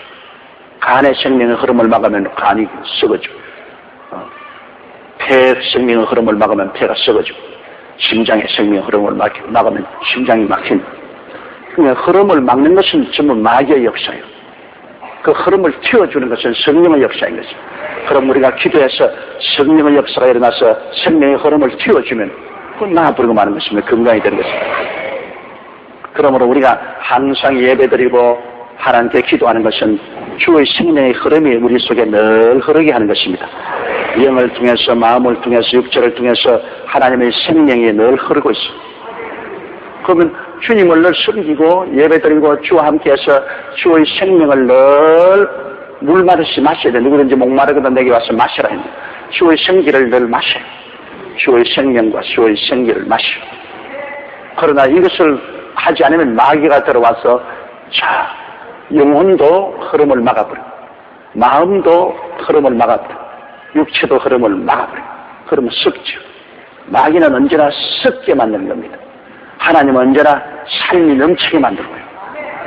그것을 알고 언제나 막힌 것을 튀어버리도록 우리가 기도하고 내어 쫓고 그리고 늘 하나님과 더불어 살도록 예배하고 찬미하고 감사하고 16절요. 내가 주의 제자들에게 데리고 왔으나 너희 고치지 못하더이다. 9 제자들에게 데려왔으나 9 제자들이 너희 고치지 못하더이다. 그러니까 그 귀신을 쫓아낼 만한 실력이 없다는 겁니다. 귀신도 약한 귀신은 쉽게 쫓겨나지만 귀신도 등급이 있어서 힘이 센 귀신은 좀처럼 안 나가려고 합니다. 그럼 더 힘이 센 자가 들어가고 예수님께도 말하기를 강한 자가 재산을 지키고 있으면 튼튼하지만 더 강한 자가 오면은 그 사람을 묶어버리고 그 재산을 늑탈한다고 그랬습니다. 그러므로 여러분 우리도 신앙이 약할 때는 강한 귀신을 못 묶어요. 그러면 우리가 강하면 귀신을 묶어버리고 그 재산을 늑탈할 수 있는 것입니다. 우리 믿음이 강하게 되게 위해서는 여러분 우리가 말씀으로 더욱 무장하고 더욱 기도해야 되는 것입니다. 말씀 있고 기도하는 것 이외에는 믿음이 더 강해질 수가 없어요. 우리가 믿음이 있어도 그 믿음이 강하게 되기 위해서는 우리가 말씀을 넣고 성령으로 꼭 충만하도록 기도하고 그렇게 하면 우리가 강해지지 않습니까? 우리 육체도 그렇지 않습니까? 큰 일을 하려면 푹 쉬고 잘 먹고 영양 충실하게 해서 나가면 우리가 육신적으로도 최고의 힘을 발휘하지만은 잠 잘 못 자고 잘 못 먹고 육신이 지치고 피곤해지면 그러면 나가서 일하려고 할 때 힘이 없어서 할 수가 없는 것입니다. 여기 9 제자들은 아마 애를 많이 썼겠습니다. 이 사람 귀신 들린 아들을 데려왔으니까 9 제자들이 모여서 나와라. 너희 귀신 나오라. 많이 외치겠습니다. 귀신이 안 나가? 너희들 아무리 해봤자 안 나가? 그럼 뭐 9 제자들 기준 몇 斤했죠. 뭐 아무리 해도 안 나간다. 근데 어떻게 하는 말이에요? 그래서 그 아버지가 아주 막심했어요. 내가 주의 제자들에게 데리고 왔으나 너희 고치지 못하더이다. 17절요. 예수께서 베라라에 가라사대 믿음이 없고 패역한 세대여 내가 얼마나 너희와 함께 있으며 얼마나 너희를 참으리요 그를 이루어 데려오라. 그 예수님이 제자들을 막 떼놓고 꾸짖었으면 속 시원하겠지만은 주님이 간접적으로 꾸짖었어요. 주님이 너 여태까지 날 따르면서 그래 믿음이 고작 그것밖에 없어. 어휴 이 병신들 너 누구를 믿고 내가 일을 하겠노? 그랬으면 제자들이 아주 실신낙탄할 건데 주님은 간접적으로 제자들을 그랬습니다. 예수께서 베라라에 가랐을 때 믿음이 없고 패역한 세대여 세대를 꾸짖었습니다. 이 세상 이 세대여 왜 그렇게 믿음이 없고 패역하냐 말이에요. 이 세대를 꾸짖으니까 그 세대에 소속한 제자들까지 다 포함된다. 제 아들이 듣고 있는데 이 믿음이 없고 폐역한 세대에게는 와, 우리도 믿음이 없고 폐역한 세대에 속했구나. 간접적으로 주님이 꾸짖으신 것입니다. 내가 얼마나 너희와 함께 있으며 얼마나 너희를 참으리요. 얼마나 함께 있어 가르쳐야 되겠으며 얼마나 너희 무능력을 내가 참고 있어야 되겠는가. 이때쯤 되었으면 이제는 상당한 믿음을 얻고 상당한 능력이 있어서 이 정도의 귀신쯤은 쉽게 쫓아내야 되겠는데, 그래 고작 이 정도의 귀신을 쫓아내지 못하고 절절 내느냐. 아, 믿음이 없고 폐역한 이 세대요. 내가 얼마나 너를 참고 얼마나 너희와 함께 견뎌야 되겠느냐. 우리 주님은 여러분 오늘날 우리가 귀신을 쫓아내지 못하고 절절 내는 우리 성도들이나 교회들도 오늘날 또 이렇게 탄식합니다. 왜냐? 귀신은 쫓겨나게 되어 있어요. 이 세상 임금이 쫓겨나리라. 더구나 예수님 십자가에서 마귀와 싸워 이겨서 그 무장을 해제해버리기 때문에 귀신은 예수 이름으로 쫓겨나게 되는 것입니다. 마귀와 마귀의 쫄자인 귀신들은 한 길로 왔다가 7길로 도망을 치게 되어 있어요. 우리가 단호한 믿음이 없기 때문에 귀신이 우리를 얕잡아 보는 겁니다. 귀신은 영의 문제라 우리 생각을 믿습니다. 우리 생각이 단호한 믿음을 가지고 내가 예수 안에 어떠한 사람이 되었다는 것을 확실히 알고 단호한 믿음으로 나가면 귀신이 우리 마음을 읽기 때문에 도망을 쳐요. 그러나 흑인성들 자기가 그리스도 안에서 어떠한 사람이 되는 것을 알지도 못하고 남이 하니까 나도 해본다는 식으로 설마 될까 말까 이런 마음을 가지고서 달라들면 귀신이 이미 그 마음을 읽고 있기 때문에 내가 아무리 해도 소용없다. 바울도 내가 알고 예수 그리스도로 내가 나가야 됩니다. 너희는 누구냐? 스게와 제스양 5 아들처럼 그냥 덤벼들어서 오히려 빨가벗고 도망을 치는 그런 일이 있었습니다. 귀신은 여러분 마음을 읽고 있다는 것을 알아야 돼요. 영이라 영은 영끼리 압니다. 여러분도 영 아닙니까? 여러분 마음의 상태를 귀신이 읽고 있어요. 아니 저 사람은 어림없다. 저 사람은 예수 그리스도께서 죽었다가 부활하신 그 진리를 확실히 알고 있다. 저 사람은 아담 광야에서 살지 않고 예수 그리스도 에덴에서 저 가나안 땅에 들어가 살고 있는 사람이에요. 저 사람은 깨울 수 없어. 그쯤 되면은 그런 사람이 와서 특히 밤에 귀신은 아예 취향해봤자 소용이 없다. 우리는 못 이긴다. 그러나 그런 확실한 지식과 신앙이 없는 사람이 와가지고서 괜히 남이 하니까 나도 해보자. 믿지야 본전이다. 절대로 움직이지 않습니다. 알아야 돼요. 알아요. 진리를 알지니 진리가 너희를 자유케 하리라. 확실히 여러분 내가 그리스도 안에서 어떠한 사람인 것을 알아야 돼요. 우리 예수 믿는 사람은 그게 절대로 필요합니다. 어떠한 환경이 있다가고 어떤 역경이 있다가 봐도 내가 그리스도 안에서 어떤 새로운 피조물이 된 것을 확실히 알면은 내 자리를 지키고 내 밥상 내가 찾아 먹을 수 있겠습니다.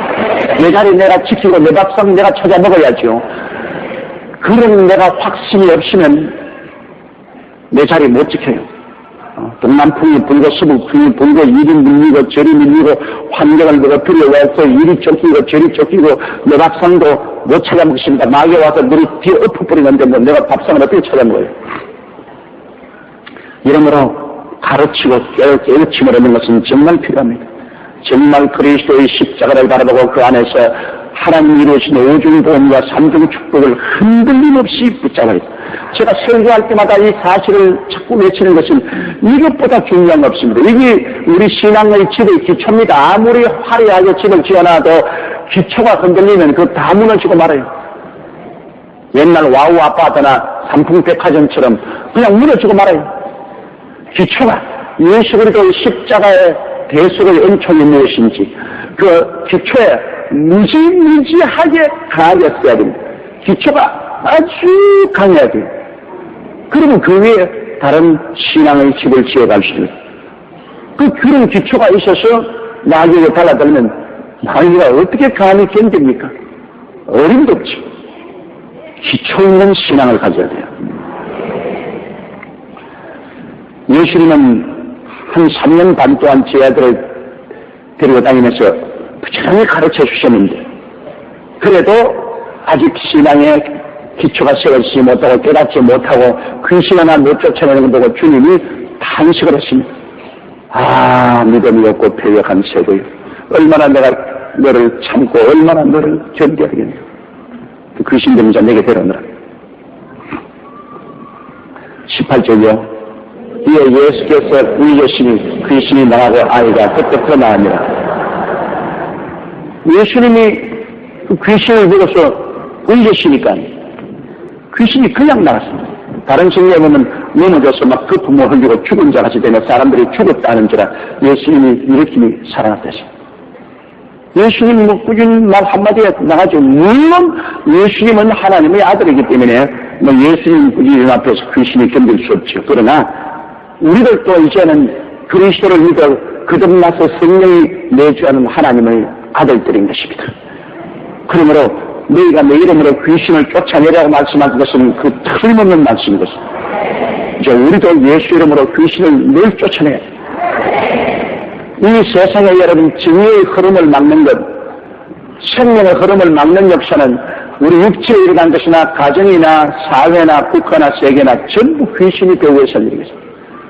하늘나라의 생명의 흐름입니다. 정의가 강같이 흐르고 거룩함이 바닷물처럼 출렁거리고 진리가 흐르는 이것을 막고 불의가 이것을 막고 부정이 이것을 막고 폐역이 이것을 막는 것은 그 배후에 전부 사탄이 들어있는 것입니다. 그건 우리가 쫓아내야죠. 예수님으로 기도해서 쫓아내야 진리의 흐름을 막는 이 사탄을 쫓아내야 지금 북한 공산주의 저거는 완전히 진리의 흐름을 막고 진리의 흐름을 막고 사랑의 흐름을 막고 있는 사탄 왕국입니다. 여러분 북한을 다른 것으로 생각하면 안 됩니다. 북한은 사탄 왕국입니다. 사탄이 우리의 딱 평양에 주저앉아가지고서 완전히 자기 종교들을 붙잡고서 운영하는 사탄 왕국입니다. 북한을 무너뜨리는 것은 여러분 총칼로 무너뜨릴 게 아니라 기도로서 무너뜨려야 돼요.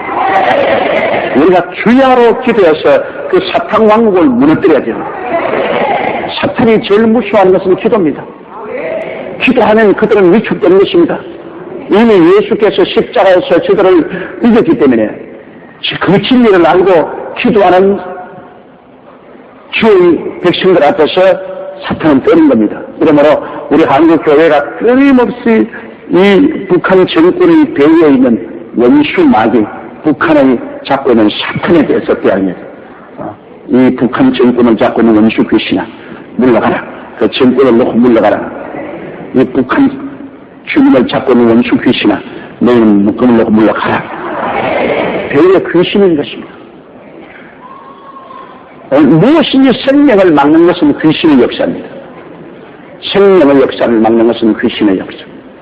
우리는 혈과 육과 싸우는 것이 아닙니다. 그 배후에 있는 정사와 권세와 이 어두움의 세상의 주관자들과 하늘의 권세자만 악령들과 싸우는데요.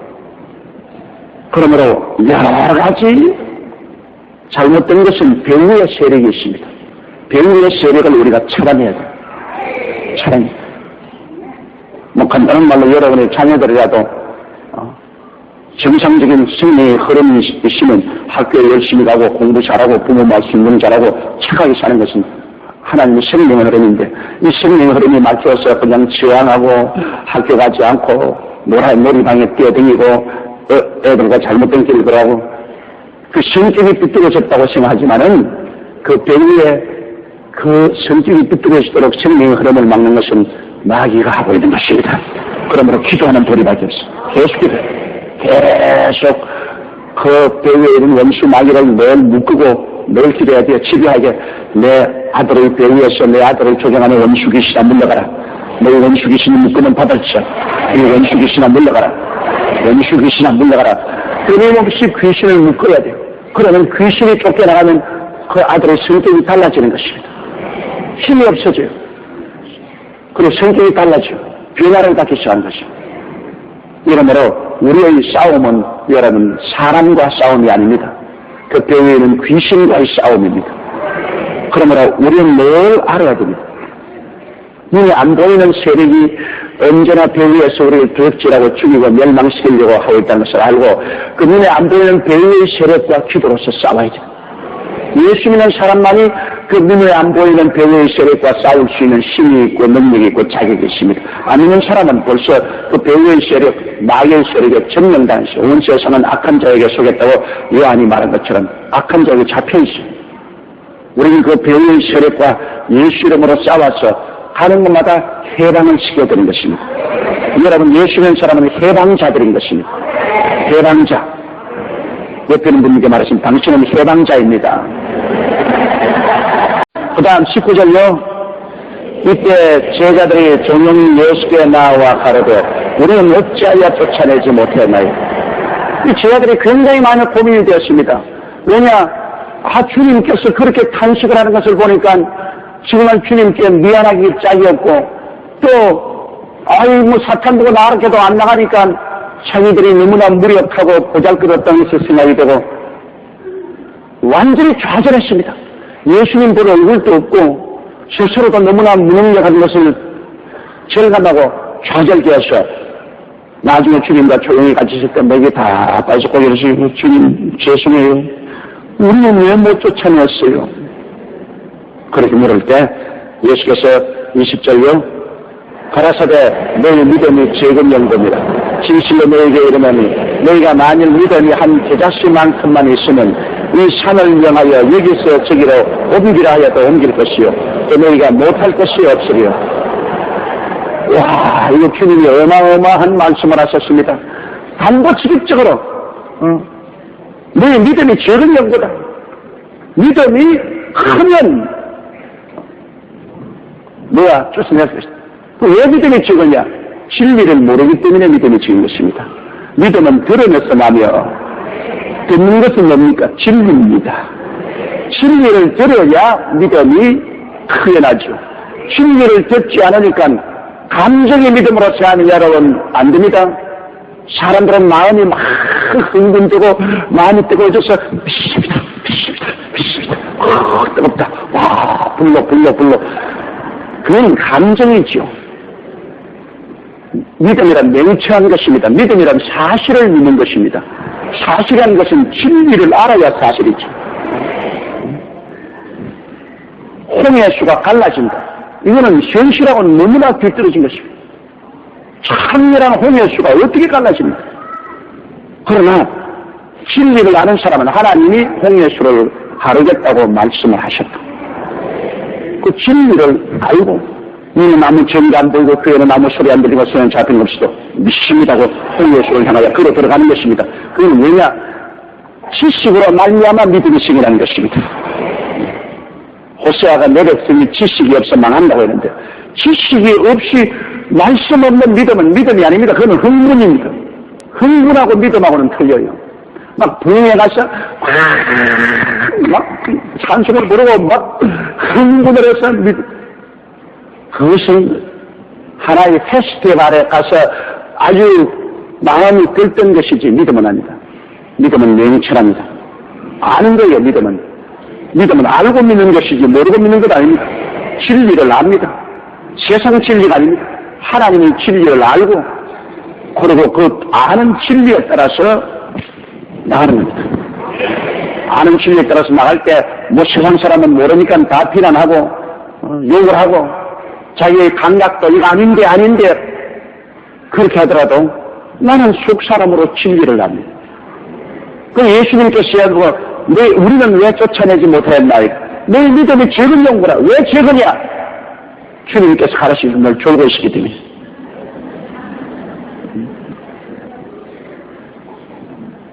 옛날에 우리 선교사들이 와서 하나님 말씀을 전도 열심히 선교사님이 가르치는데 그만 성도 한 사람이 아니라 저 크게 방구를 끼워버렸습니다. 그래서 성도들이 막 와 웃어버리니까 이 선교사가 누가 그랬어요? 이렇게 김 집사님이 졸고 하니거든. 김 집사님 누가 그랬어요? 내가 바닥 깨는 바울이 그랬습니다.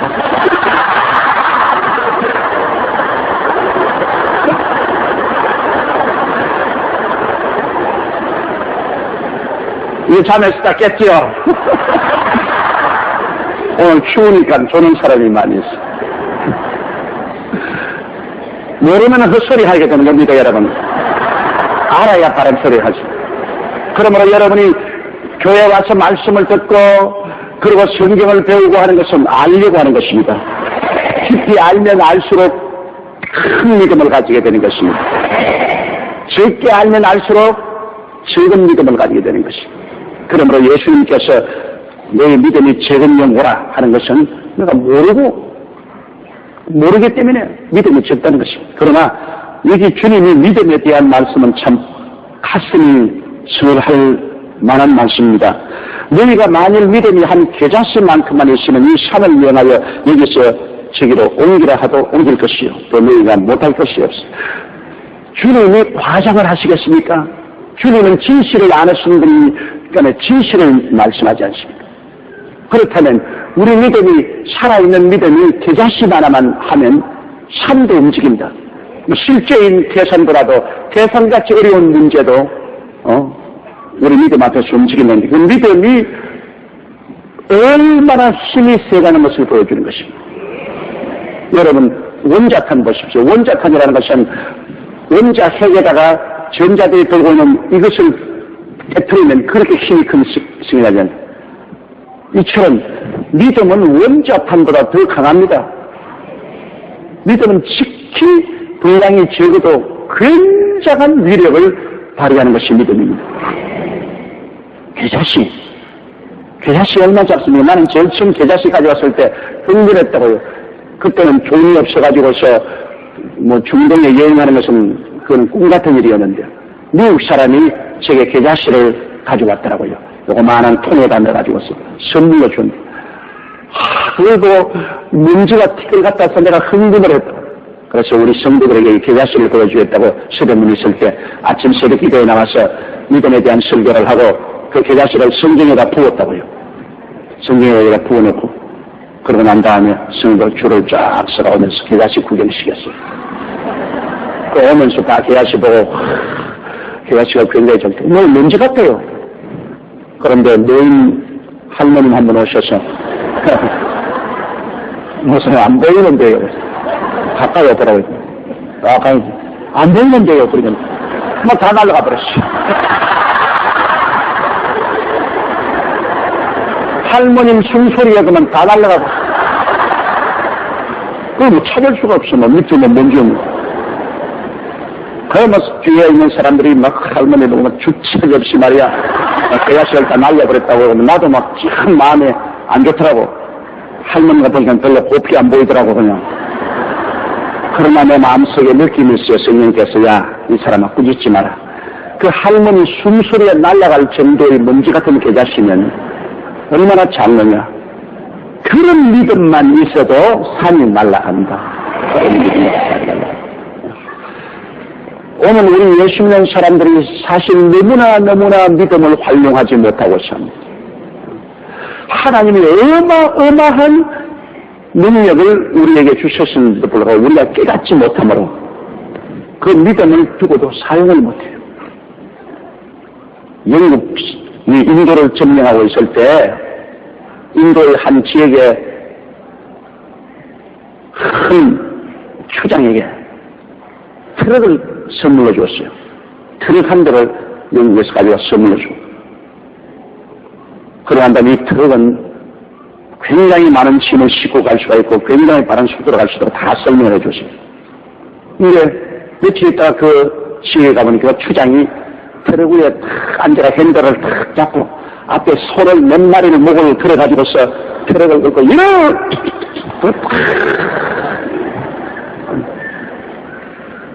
그래 영국 사람이 와서 아유 추장님 이거는 소를 가지고 트럭을 끌 것이 아닙니다. 이 트럭에 기름을 넣고 엔진을 걸면 수십 마리를 끌고 갈 수 있습니다.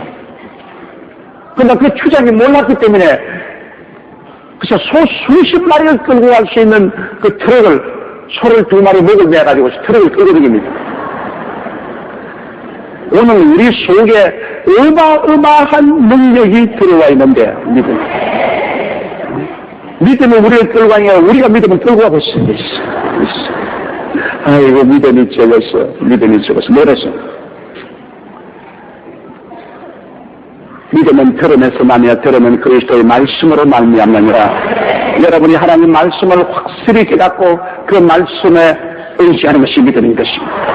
그 말씀, 이는 아무 정이 안 들고 그에는 아무 소리 안 들고 손에 잡힌 건 없어도 저 하늘이 무너지고 이 땅에 끌려도 1.1도 변치 않은 그 말씀을 믿고서 우리가 밀고 나가면 산도 물러가고 바다도 갈라지는 것입니다. 아무 의지할 곳이 있는데 뭘 믿어요? 말씀을 믿는 것입니다. 감정을 믿는 것이 아닙니다. 말씀에 대한 어마어마한 믿음의 결단을 내린 것입니다. 나는 말씀을 믿고 의심하지 않겠다. 그러므로 오늘날 여러분 하나님 말씀을 보여잡고 여러분이 맹렬한 믿음으로 믿고 기도하면 아연 한파도 다 녹아져 버린 것입니다. 그럼 하나님의 능력이십니다. 여러분, 성경에 있는 모든 하나님의 역사가 그건 무슨 우리 구경하라고 있는 것 아닙니다. 그것은 믿음이 있으면 그런 일이 일어난다는 것입니다. 일어난다는 것입니다. 그 다음 22절요. 갈릴리에 모일 때 예수께서 제자들에게 이르시되 인자가 장차 사람들의 손에 넘기워 23절까지 읽으십시다. 죽임을 당하고 제3일에 살아나리라 하시니 제자들이 심히 근심하더라. 예수님은 이제 당신의 운명에 대해서 분명히 알고 있습니다. 왜냐? 변화산상에서 모세와 엘리야가 와서 예수님이 예루살렘에 올라가서 당할 고난을 이미 다 보고를 해드렸습니다. 이 아버지 하나님께서 이미 정하신 것이고 이런 일이 일어날 것입니다. 예수님이 변화산상에서 이미 다 보고를 받았기 때문에 주님은 어떠한 일이 일어날 것을 분명히 알고 가셨습니다. 그렇기 때문에 예수님이 안나스와 가야바의 뜰에서 심판받을 때도 말 안 했습니다. 대답할 필요 없어. 주님은 당신의 갈 길을 알고 계시는데 일어난 일을 분명히 알고 계시기 때문에 그들이 여러 가지 질문을 하고 온갖 모욕을 가해도 주님이 묵묵히 대답 안 하셨습니다. 빌라도의 뜰에 가서 빌라도가 내가 너를 죽이고 살릴 고난이 있는데 네가 내게 말하라 해도 주님께서 입을 열어 말씀하지 않은 것은 이미 내가 갈 길을 확실히 아는데 뭐 그 차이 변명할 것 없어. 살려달라고 할 이유가 없는 것은 주님은 죽으려고 하시기 때문에 그렇게 할 필요도 없어. 주님이 갈 길을 완전히 알기 때문에 대답 안 해요. 그 일 가는 겁니다. 여러분, 우리도 모를 때 야단 법석을 하지, 내가 일어날 일을 확실히 알면은, 왈가왈부 말할 필요 없어요. 또 아는데 무슨 말을 해요? 이러므로 예수님께서는 이제 얼마 있으면 예루살렘에 올라가서 돌아가실 것이기 때문에 제자들 보고 이젠 주님이 설명을 하십니다. 내가 예루살렘에 가면 유대인들과 장로들에게 팔려서 십자가에 죽고 사흘 만에 부활한다. 그래도 제자들이 그 말을 듣고 너무 근심을 하기 때문에 안 믿으려고 마음에 작정을 하고 있습니다. 제자들은 그게 되면 예수님이 죽는 것은 둘째로 죽고 자기들 신세가 고양하게 됐단 말입니다. 집과 처자와 직업과 전통을 다 버리고 주님을 따라다녔는데 이제 이게 어떻게 되냐 말이에요. 그렇기 때문에 그들이 예수님이 죽었을 때 주님을 버리고 다 달아나고 부활할 것도 몰란 이유는 모르는 것이 아니라 아예 안 들으려고 작정했었습니다. 그런 일은 일어날 수가 없다. 사람들이 아예 안 믿으려고 작정을 한 겁니다. 그 말이 얼마나 마음이 근심스럽고 두려운 일인 것입니다. 그러므로 그들은 아예 주의 말씀을 받아들이지 아니한 것입니다. 그러나 예수님의 십자가에 여러분 죽으심과 부활하신 것은 만세전에 하나님이 작정하신 것입니다. 우주가 만물이 짓기 전에 이미 예수님은 죽음을 받은 어린 양이었습니다. 태초에부터 이미 죽음을 받은 어린 양. 하나님 만세전에 이미 아담과 하와가 달아야 할 것과 그 다음 그 후손들을 위해서 그리스도가 십자가에 죽어서 중생에서 사람들을 건져내야 할 이것을 하나님은 이미 미리 알고 예정해 놓으신 것입니다. 그러므로 그리스도의 죽으심과 부활하심은 우연이 된 것이 아닙니다. 주님의 예정을 쫓아서 하나님의 예정을 쫓아서 그렇게 한 것입니다. 하나님은 그렇게 될 것을 이미 다 아시고 예정해 놓으신 것입니다. 이 하나님을 반역해서 그 예정의 그릇 수단이 된 로마 군인들이나 빌라도나 유대인들은 불쌍한 사람이죠. 난 널상이를 본디오 빌라도가 지옥에 있으면서 얼마나 괴로울까. 온 세계 교인들이 늘 기다렸대. 본디오 빌라도에게 고난을 받아서. 이게 뭐 하루 이틀도 아니고 말이죠. 유대인을 총독한 것은 잠깐이고 세세 몽토록 늘 성도들이 본디오 빌라도에게 고난을 받아서 십자가에 못 박여 죽으시고 하니까 빌라도는 내내 정죄를 받고 있습니다. 정말로 억세게 운수 나쁜 사나이입니다. 사람으로 태어나서도 빌라도 같이 태어나지 말아야 돼. 얼마나 역사적으로 비어있는 사나이입니다.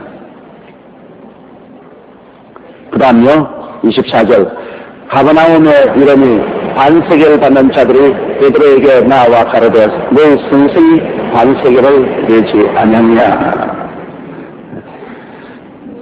이 반세계는 유대인들이면 남자들이다 1년에 한 번씩 성전에 바치는 세금입니다.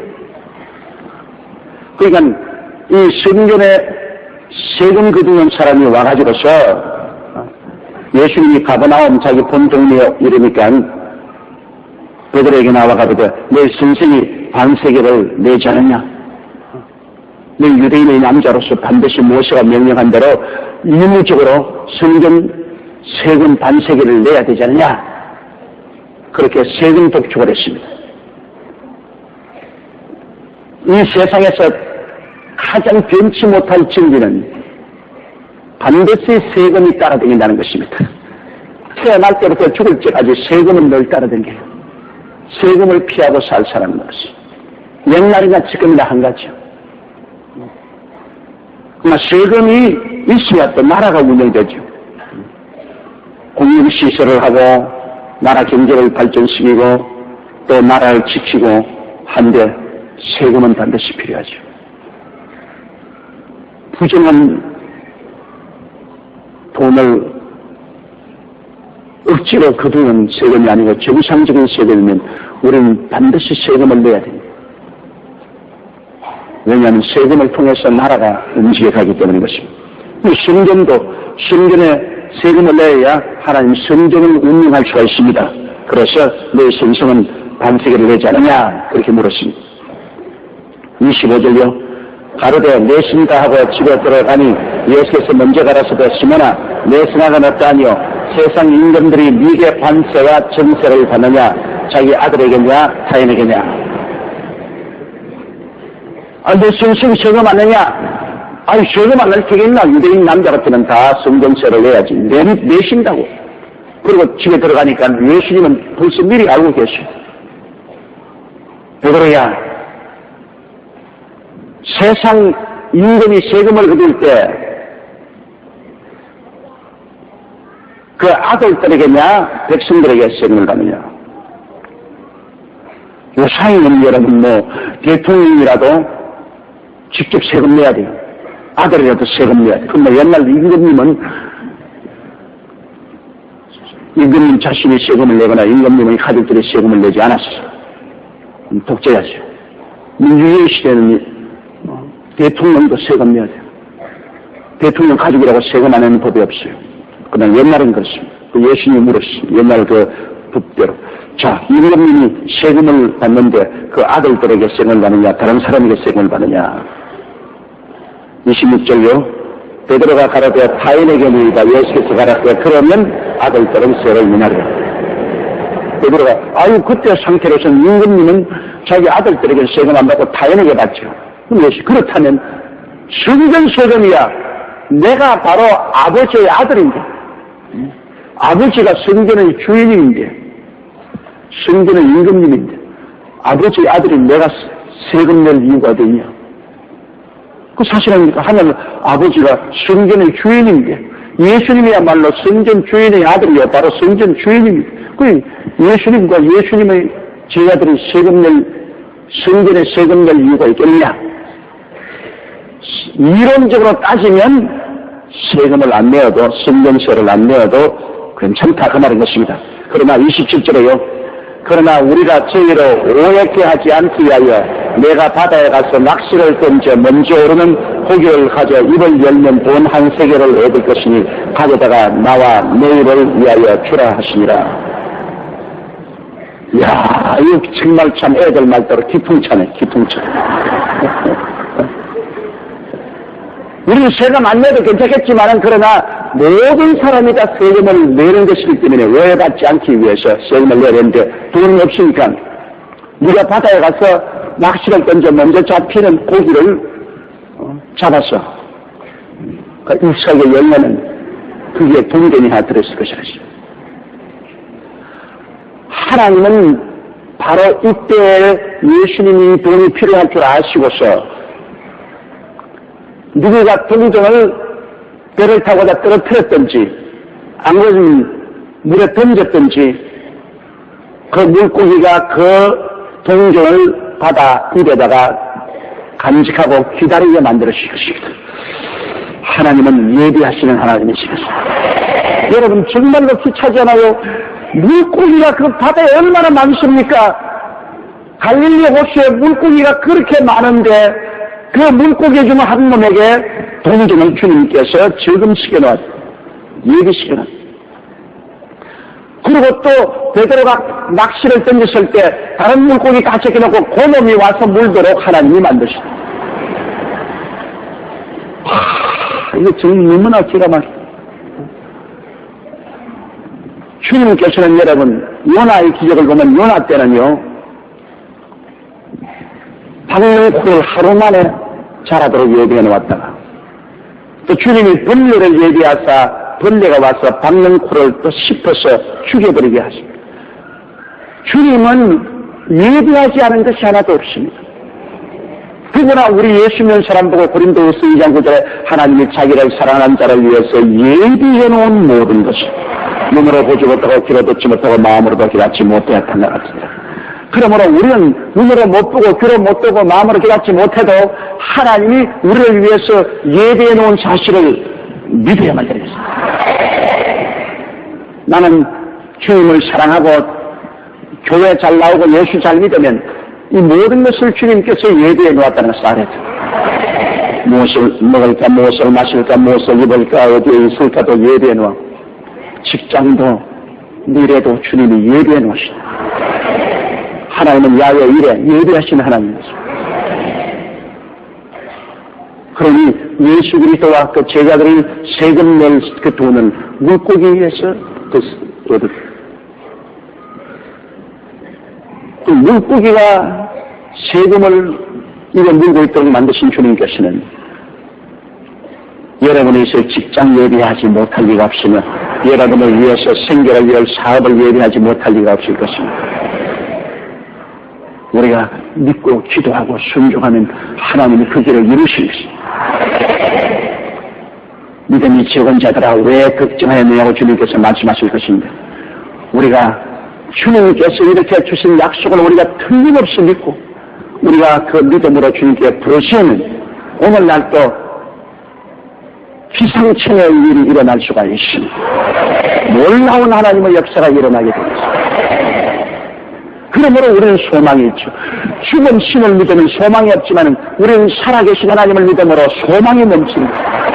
소망이 있어요. 세상이 아무리 어둡고 캄캄해도 우리가 소망이 있는 것은 우리는 하나님을 바라보고 살기 때문인 것입니다. 환경이나 세상을 보고 살지 않습니다.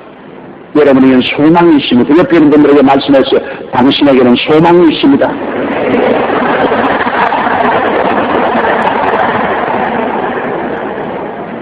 물고기를 통하여 세금을 예비하시는 하나님께서는 오늘 또 여러분을 위해서 모든 것을 예비해 놓고 계십니다. 한평생을 주님을 의지하고 살아갈 때 주님은 여러분을 손잡고 예비한 길로 이끌어 주십니다. 야외는 나의 목자 주님에게 부족함이 없습니다. 부족함이 없도록 주님이 예비하셔